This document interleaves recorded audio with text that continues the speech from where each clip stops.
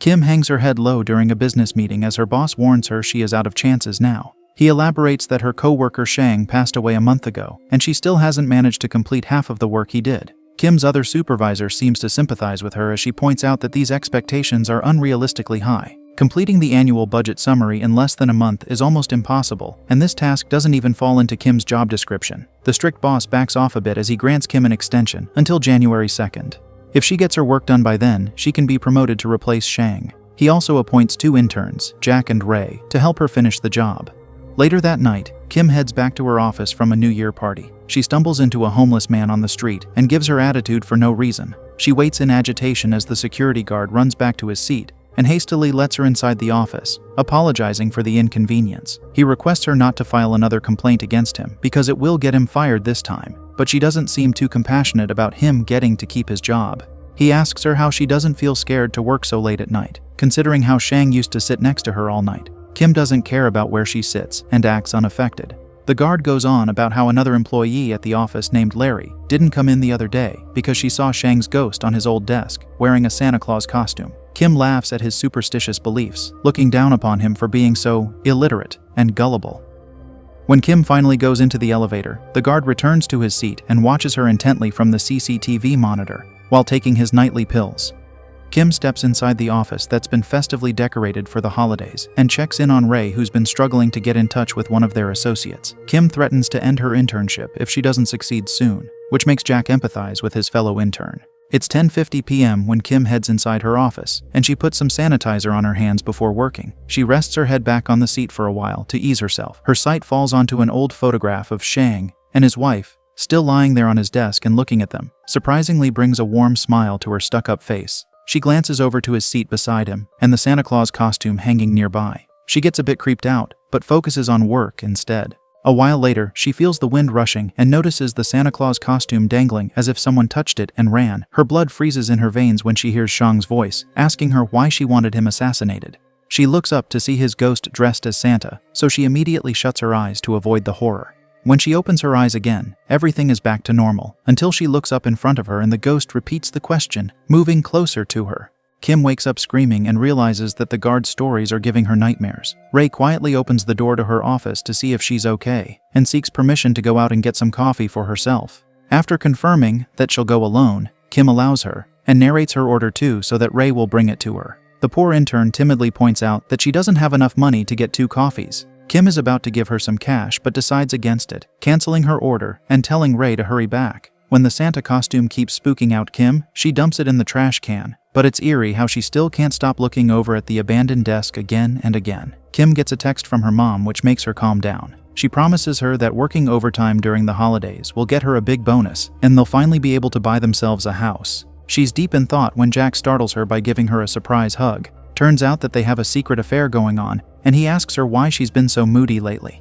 She admits that she'll be in trouble if she doesn't finish this project on time, which makes Jack assure her that it'll get done. Kim advises him to return to work because of the risk that Ray might see them together like this. He finally leaves, after giving her a peck on the cheek and making her blush. A while later, Kim is surprised to see that the Santa suit is hanging back in its place, so she throws it again, trying to deny the fact that there's some paranormal activity going on at the office. Her gaze lands back on one of the drawers at Shang's desk. After confirming that Jack is busy with his work, she reaches out her hand to open it when she's interrupted by a woman's distant scream. She comes outside of her office, and Jack departs to see what's going on, leaving her to finally open the drawer and sift through Shang's old belongings. She finds a USB drive and logs into her laptop, making a copy of the work he completed before he expired. She's feeling quite victorious when she hears a bang and calls out to Jack. After getting no response, she searches for her phone but it's nowhere to be found. Kim walks over to the building's main entrance where she can overhear a festive MC trying to lighten up a party. She follows the voice and runs into the guard instead, who accidentally gives her a jump scare. She asks him about Jack's whereabouts and learns that neither one of the interns has come down because the guard didn't see them at all.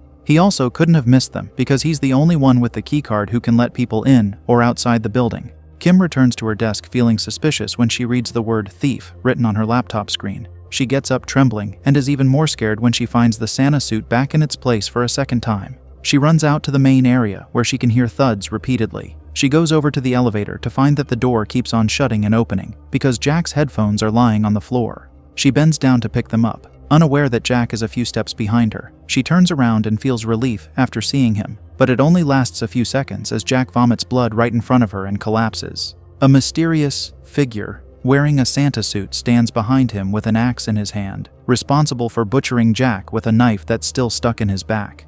Kim screams and runs to hide under some desks while the menace looks for her. Their game of cat and mouse ends when Kim accidentally presses her hand onto a thumbtack and yelps. When the butcher gets to her, she hits him in the head with a CPU and rushes to the elevator, which closes just in time to save her from the axe swing. When she gets to the ground floor, Kim dashes at the main entrance and screams for help through the glass doors of the building's entrance because she can't leave without the guard's keycard. She looks for a weapon inside the guard's room and finds her photographs inside it instead. She realizes that she can't leave the building because the slaughterer is none other than the guard who's been stalking her. She takes off her heels and uses the stairs to quietly move upstairs when she discovers the guard's deceased body as he is gutted like a pig.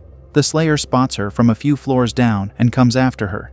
She ends up on the rooftop with the Slayer trying to break through the wooden door. Kim stands on the edge of the roof to get the attention of the cars passing down the street, but to no avail. The butcher finally makes his entrance while Kim holds back her gasp after coming across Ray's deceased body on the roof. Kim stays hidden while the butcher leaves the rooftop under the impression that she ran downstairs. Kim finds Ray's cell phone from her pocket, but it's out of battery. She comes downstairs where she ends up back in her office with an axe wound, begging the menace for mercy. A photograph from Shang's drawer falls out showing that he was close to Ray, so Kim thinks that she's the Slayer, but when the Terminator finally stands over her and removes his mask, it's none other than Jack. Kim feels even more betrayed when he calls out to Ray to come out, and she hugs him to thank him. He hands her the axe as they call her out for butchering Shang, who was their father. Jack judges her for hooking up with him in the bathroom, even though he started working at the office only 4 days ago. He reminisces about spending every New Year's Eve with his father, which was ruined when Kim started an affair with him. They blame Kim for seducing their father, breaking up his marriage, and overworking him to the end of his life. She begs for forgiveness. Ray slices off Kim's finger before she retaliates by hitting her back with a huge planner. As Jack sees his sister taking her last breath, Kim limps down the guard's desk and finally finds the keycard. As the world counts down to midnight, Kim manages to escape the office building with the assassinator hot on her pursuit. She asks for help from the homeless man on the street whom she mistreated earlier, but he stays quiet as the clock strikes midnight and Kim is beheaded.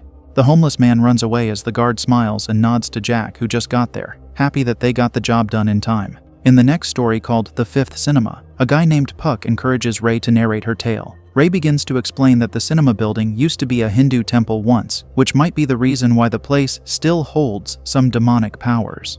The place originally had 5 theaters, which was later brought down to 4. But the 5th theater still shows movies all day and night without an audience. No one has dared to explore that creepy theater, as the staff unanimously decided to not go in there. One day, Ray is working at the cinema when she hears a strange sound and drops the posters she is putting up. She calls out to her coworker Nun, telling her to quit messing around. She sees Nun standing still at the end of the corridor. Nun silently moves her hands and knocks in the air, as if she's trapped behind a glass door, trying to get out. Ray has walked halfway through the corridor when her boss addresses her from the other end of the corridor. She asks if Ray is working the late-night shift alone, and she answers that she switched shifts with her friend as a favor. Ray's friend is scared of ghosts, which is why she exchanged shifts in the first place. But the woman instantly shuts up this accusation, strictly declaring that there are no ghosts in that place. Ray responds that she's not worried because she doesn't believe in these things, but the lady suggests she go home as it might get dangerous here. Ray clarifies that she's not finished yet, but her boss cuts her off yet again and tells her to do the rest tomorrow.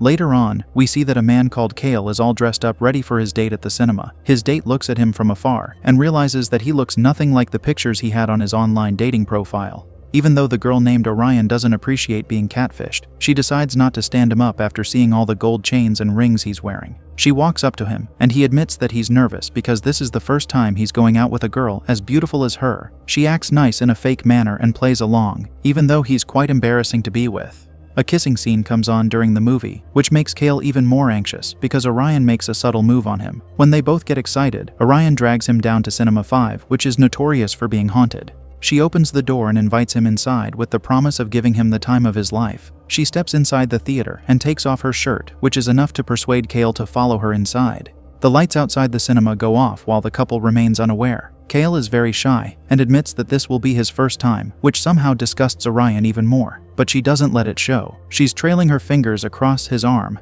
when she spots a ghostly old lady sitting behind them in hindsight. She mentions this sight to Kale and starts to feel conscious now because she's shirtless. She searches for her shirt, while Kale turns around to see many weird people sitting in the rows behind them. He senses that something is wrong and wants to get out of here, but Orion can't leave without putting her shirt back on. To make matters worse, the film playing in the cinema gets violent, as it shows a young man being tortured mercilessly. Kale catches all the weird people looking at him, which unsettles him even more. So he takes off his jacket and hands it to Orion, so that she can cover herself, and they can finally get out of there. She's not even fully dressed yet when he drags her out of the cinema, insisting that they should report this to a staff member. But Orion left her phone inside, and she wants Kale to go back inside and get it for her, because the phone belongs to her dad. She promises to take him back to her place if he can find her phone, but he still doesn't comply. So Orion has to go by herself. She sees her phone lying on the floor and bends down to pick it up while the character on the screen licks blood off his fingers. Orion is spooked to see that all the audience from the cinema has mysteriously disappeared.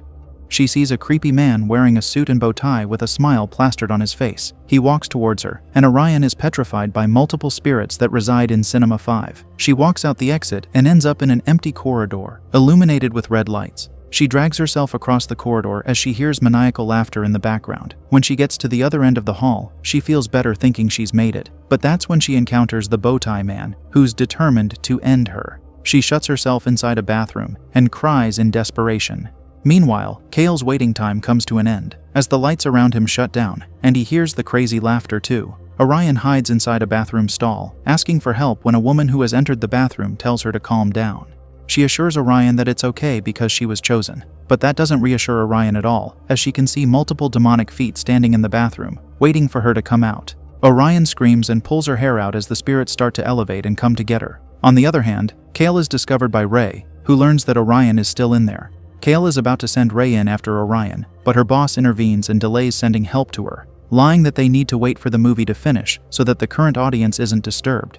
After some time, the boss agrees that they should all head in there with a security guard, which makes Kale even more curious about what's in there. They go inside and find Orion's shirt inside, but the boss gives Kale a quiet smile, signaling him to stay quiet. Meanwhile, Orion makes it to the end of the hall of horrors she's been crossing. She sees Ray busy with her work and calls out to her, but Ray thinks it's none messing with her. Ray watches as Orion slams the air, trapped in a wormhole in the cinema. The group finds the phone lying under a seat, and the boss chants something on it. She shushes Kale again as the guard covers his mouth because a new movie is about to start. They all walk out, as Orion stays trapped among all the ghosts she's been trying to outrun, and they drag her to an altar. Ray continues to narrate her story in the background. That night, she learned that Cinema 5 shows movies as an offering to keep the demonic powers at bay. The same spirits that have now made a new snuff film out of Orion to watch for an eternity, adding her to the list of people that disappeared in this ominous cinema. Two young pretty women hail a cab because they want to go to a small town nearby. They believe that they can use their beauty to get anything as they negotiate with the taxi driver to not charge them extra. They're taking a selfie on the road when two guys on a motorbike snatch it and drive away. The third story, called The Haunted House, begins. The other girl named B still has her phone. She goes live during the cab ride to inform her followers that she's arrived in Bangkok. She asks for their recommendations for places to visit as she's in the mood to party. Unlike her friend Anne, whose mood is spoiled because of her phone getting stolen, her mood gets even worse when she sees a hate comment against her. She starts ranting about how she's self-made, unlike most of the haters who still live off of their parents' money. She completely obliterates the hater before she also encourages their followers to buy their products as much as possible. On that note, she ends B's live stream without her consent. The girls arrive at the house they're supposed to stay at, and the board says that guests are supposed to pay after their unusual stay. Anne is upset at B for taking a deposit from her when they weren't supposed to pay in advance in the first place. B claims that some mediums told her about a few lucky numbers, so she used Anne's deposit to buy lottery tickets. She promises to pay back Anne if she wins, after which they go inside the house. It's covered in dust and trash, which means that the staff never cleaned it despite B's request. B wants to watch TV, but Anne wants to clean up the place first and open some curtains to let the sunlight in. Anne sees a family photograph hanging on the wall and makes fun of the kids, insinuating that they might have had different fathers, or that the old woman in the picture could be the first wife of the young man. B and Anne are about to take a selfie when the camera detects faces from the family picture. B realizes that this place is infamous for the 5 assassinations that took place there, earning it the name of House of Horrors. Anne gets the idea of checking out of here early, using these rumors as an excuse, so they won't have to pay rent. B is creeped out by the family picture, now that she knows they all were butchered in the house, but she doesn't get rid of it, because she doesn't want to be charged for property damage. Later on, B goes live to share her yoga routine when Anne mocks her that all this exercise isn't going to make her any taller. B feels humiliated in front of her followers as Anne heads out to buy a new cell phone. When she comes back, Anne shows off her very expensive and luxurious phone because she strongly believes that it'll make her look classy. She notices the idols that B brought while B cries after reading what happened to the family that lived here. B mentions that the father ended his whole family before committing suicide. Anne instructs B to not trust the internet so easily. She gets a notification on her phone about an online order and enlists B's help to complete it. That night, Anne and B sleep with the customers who placed an order and finally retire to bed once the men have left. The girls are fast asleep when the sheets are slid off from their bodies, but they don't take much notice. An empty rocking chair moves and creaks by itself, but the girls keep sleeping. B wakes up when her phone rings. There's a man named Nat laughing on the other side of the call as he admits that he misses B. She feels the same way, but has been busy making money for university. Her call is interrupted by a loud thud that causes her to go downstairs, keeping Nat on the line. She fully overlooks the spirits lurking around the house and seeks Nat's sympathy, venting about how she might have to drop out of university if she doesn't get money. In reality, it's just a scheme to get him to send her money. She's working her charm on the phone when someone hands her the TV remote, and she absent-mindedly takes it. She finally sees all the ghosts after hanging up on Nat as she encounters gruesome slaughtered people everywhere she goes within the house. She runs back to her bed and hides under the sheets. It's as if she's taken back to the night of the slaughters, and all she cares about is relieving herself in the bathroom, after which she goes back to sleep. Anne, who's been lying beside her, smells something foul and realizes that B wet the bed, which means she was dreaming all along. When she's woken up, B complains about ghosts, so Anne drags her around the house and locks her inside an empty bathroom, unaware that there's a spirit inside. Anne finally lets B out when she starts crying like a child. She's scolded even further for keeping the TV on, even if she didn't do it in the first place. They're both creeped out after realizing that the TV isn't even plugged in. That's when the girls are given the scare of their lives as they face the ghosts and some flying objects. They run back to their bed and try out different objects to keep the ghosts away. They think that throwing birth control at the ghosts sends them away until they take turns getting possessed and insulting each other.